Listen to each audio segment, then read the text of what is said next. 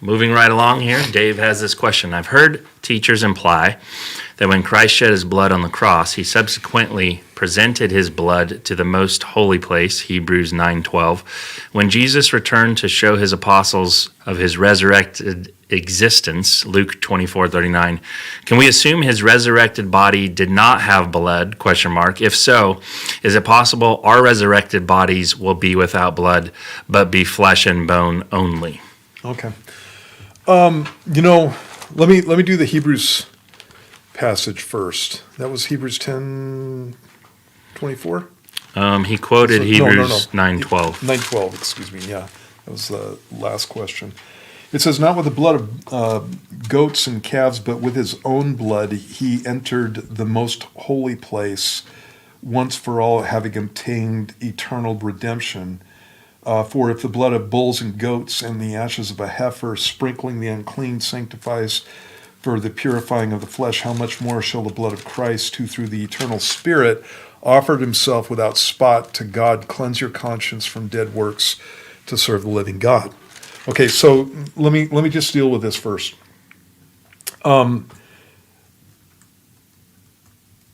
When in the Greek in the passage, when you're looking at verse 12, he entered the most holy place,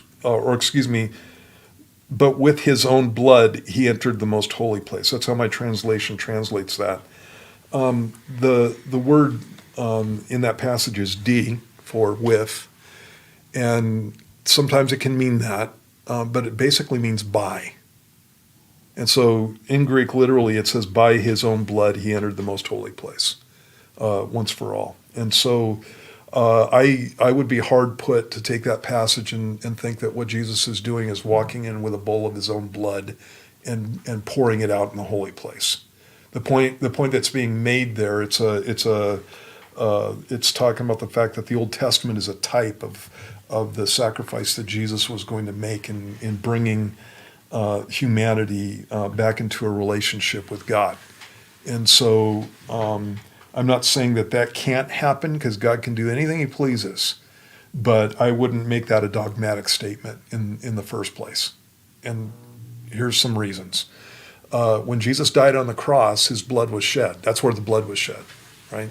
And so his back was sliced open, and he was lacerated in multiple places. There was blood dripping off his head, and then finally they stuck a spear in his side, and blood and water came out. And so you have the whole upper cavity of his body shedding blood. Then they would take him off the cross, and when they took him off the cross, his blood would be seeping out as they were doing that.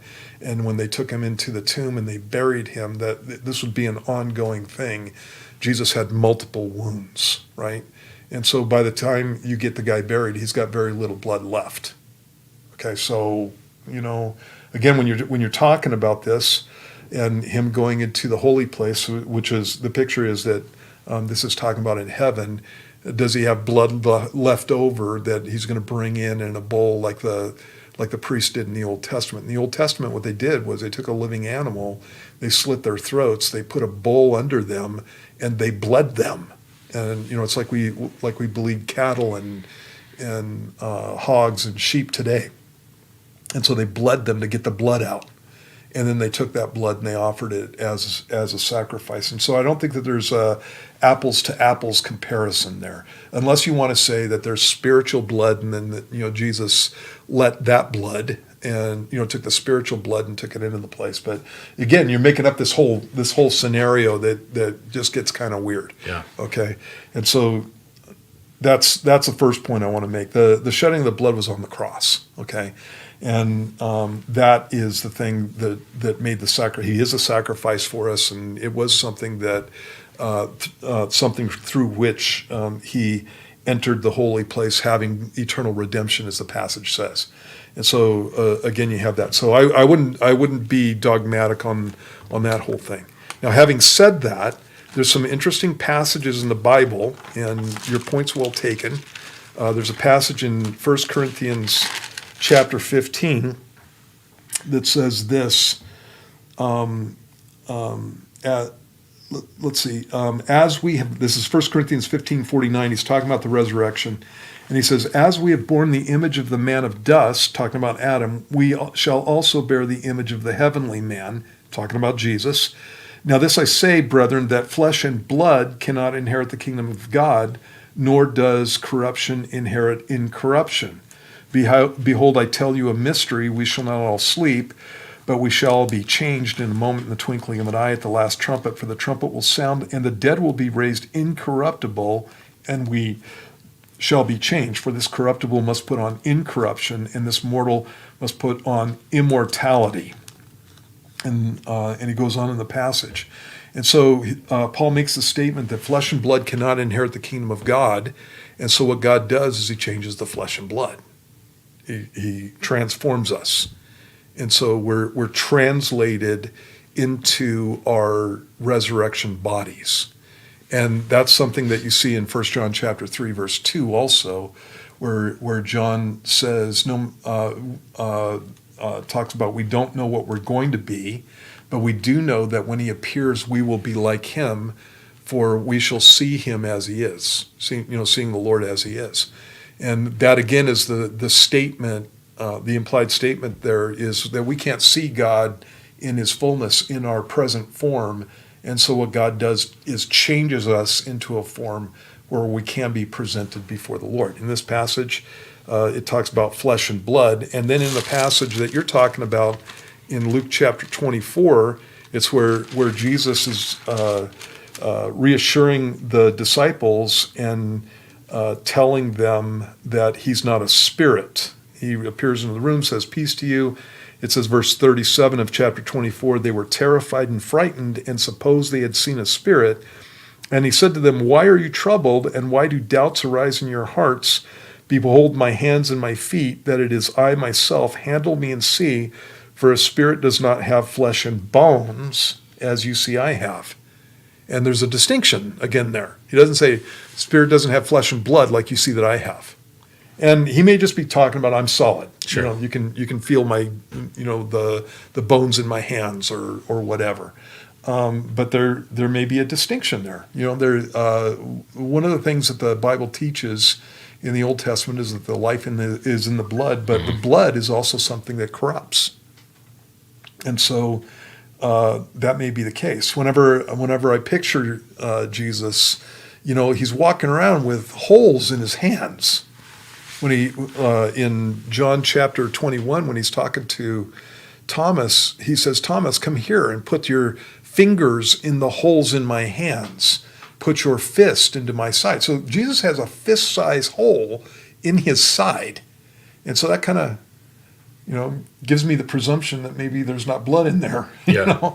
When you see Jesus in Revelation chapter 5, it pictures him as a lamb as though it had been slain. Well, a slain lamb has a slit throat.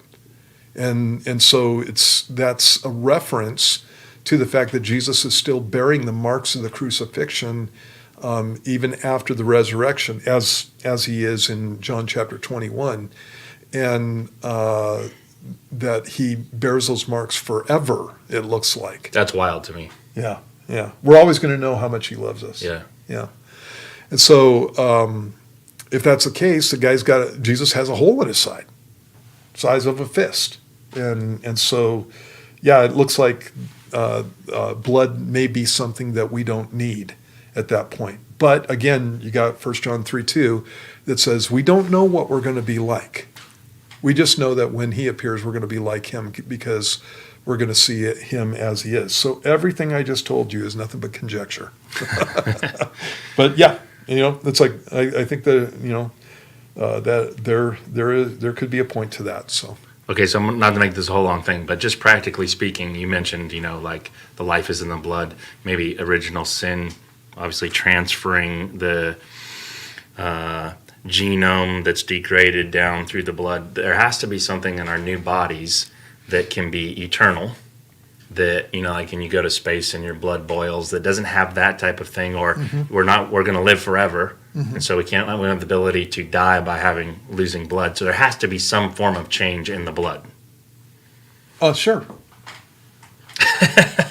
I have no I mean, idea. yeah, but something, right? Yeah, I mean, you can't have all those things. Yeah, without, everything's different. Everything's You know, different. You know, it's like I mean, we're going to be able to recognize each other, and that's clear. But everything's different about the spiritual body. It's like I don't know.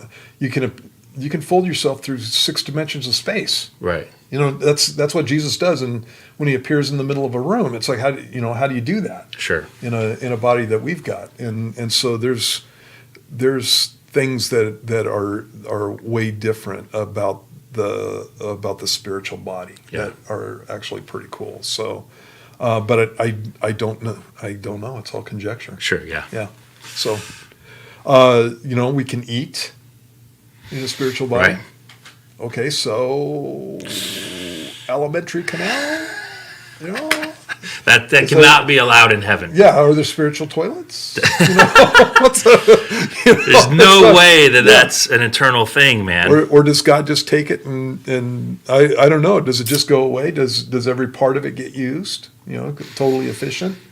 And if it's being used to nourish me on some level or another, then how is that nourishment getting spread around in my body? And all we know about is blood. So yeah, I did not expect the no conversation to take that turn. yeah. So there you go. We're going to leave it right there for you. Yep. Words to 12 ponder. manners of fruit on the trees. In the river that's coming out of the New Jerusalem, Right. And the leaves are for the health of the nations, and so we can eat, and there's all kinds of stuff going on there. Sure.